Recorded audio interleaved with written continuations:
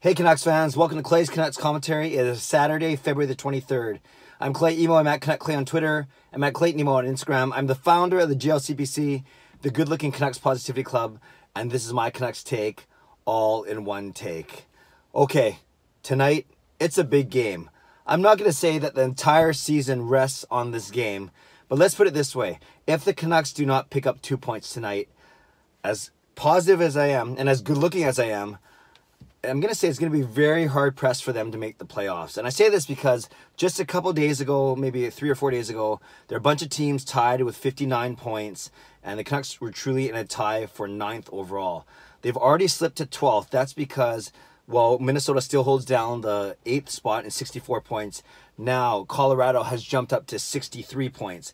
Chicago and Arizona have 61 points. Vancouver only has 60. So every other team has moved 3, 4, 5 points in the past week, where we've only moved 1 point. Now, we've only played one game in that past week, but still, my point is all the other teams have made up their games in hand, and now it's a true race. If the Canucks don't pick up 2 points tonight, I really don't like their chances to make it in the playoffs. Now, I get it. Some of you don't want the Canucks to make the playoffs. I get the fact the lower they fall, the better chance at winning the lottery, a better pick. I get all that. And I know there's a notion out there, team whatever happens, and I understand that as well. But, you know, as a season ticket holder, I get excited when the Canucks make the playoffs. I don't want them just to have 2 home games and then be bounced. Once you get in the playoffs, anything can happen. But we will see what happens tonight. Like I said, the Canucks got to win tonight. It would be great if they won tonight and if they beat Anaheim, a very winnable game on Monday night. I'm not going tonight. I am going to the Anaheim game on Monday night. And if they get these 4 points, shoot up to 64 points, then it's a whole different ball game. But it starts with winning tonight. Their opponent tonight, a very tough New York Islanders team. Barry Trotz has done some really good work with that team. They're atop the Metropolitan Division. That division has, you know, they're fighting with Washington atop that division. Columbus now with the acquisition of Duchesne's going to be a handful. Pittsburgh's always around. So there's going to be a dogfight there. But the Islanders are doing it well. They're doing it with balanced scoring. You of course have Barzal, you have Nelson, you have Lee, you have a bunch of guys like that. Eberle's there. Pullock on the back end. So the Islanders are playing a really good, balanced, exciting style of hockey. And yeah, they're a very surprising team. We knew they'd be good.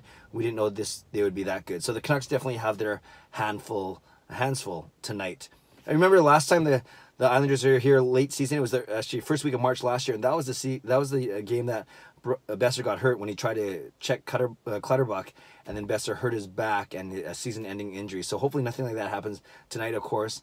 But I do remember I was at that game last year against the Islanders, and that was a little later in the season. It was the first week of March. Different situations though now. Obviously Vancouver's still trying to fight for the playoffs, where last year they were already out of it by this point. As for the Canucks, it looks like Nikolai Goldobin will get back in. The way that they skated this morning in practice, and I've said before that Travis Green does like to play how he practices, and if that's the case, then we can expect to see Horvat between Goldobin and Levo as the top line.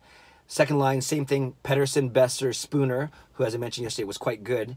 Third line would be Gaudette, Granlund, and Zach McEwen drawing back in. And fourth line reunited, or same line, yeah, actually reunited because Mott played up. The fourth line will be back to Beagle, Eriksson, and Mott. That means that Tim Schaller might be on the outside looking in, and a surprise absence from the morning skate, Antoine Roussel. Now, I'm recording this before Travis Green talks after the practice. Maybe Roussel just needed a maintenance day. Maybe he's in tonight, and maybe someone else comes out. But if that's the case, if it's not the case, I should say, and they go with the guys that were practicing this morning, considering that Goldobin was on the second power play unit, again, that might be Roussel if he comes back in, who knows. But it looks like Horvat, Levo, Goldobin, Pettersson, Besser, Spooner, Granlund, Gaudette, and McEwen, and then Beagle, Mott, Eriksson. D pairing's the same.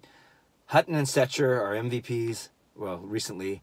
Then you have Sautner and Goodbranson, only played 12 minutes. And then the ever-scary pairing of Pouliot and Biega. Good news in that Alex Edler skated this morning before the practice, is part of the practice, but right now he's on the 4th pairing with Luke Schenn. And again, this could be another case of just giving him a partner to play with, and then he's playing tonight, but likely, if he was playing tonight, he would have been on one of the top 3 pairings. So maybe Alex Edler is 1 game away, considering today was likely his first practice since his facial injury a couple weeks ago. And then Demko's on the ice as well, but look for Markstrom to start in net. So that's what we have today. Just want to do a quick update because I'm driving the kids to a bowling tournament. Wish them luck. If any of them win their divisions, I think we're off to somewhere in Quebec. So we'll see how that goes. But yeah, Kayla and Jacob are bowling, and I think Sean's either working. Sean unfortunately didn't qualify for this one. He had a really tough division. But yeah, Jacob and Kayla are bowling. This is Kayla's first major tournament. So we'll see what happens. All right, Canucks fans, just want to check in. Leave a comment below. You can talk about anything. You can talk about some of the performances from the last game against Arizona, if you haven't done so already. Or you can talk about, you talk about Nikolai Goldobin getting back to the lineup. You can talk about what it's going to mean for Alex Edler. You can speculate. Oh, actually, that's the last part. Last part I was going to say is I think maybe, just maybe, tonight's result, I don't want to put too much stock into it, although I just said it's probably the most important game of the season. It may actually change the way we head into the trade deadline. If we lose tonight, then maybe we become even more of a seller because, like I said, it would be tough to pass 4 teams on the way to the playoffs.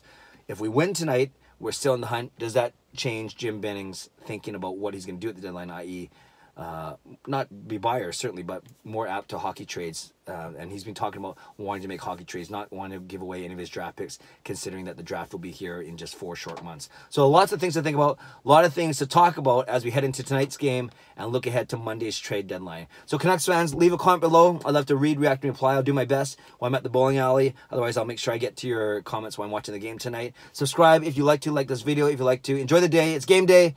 The Canucks host the New York Islanders at Rogers Arena. Without over-dramatizing it or over-emphasizing this game, likely the most important game of the Canucks season right now. How's that? God bless, and go Canucks go.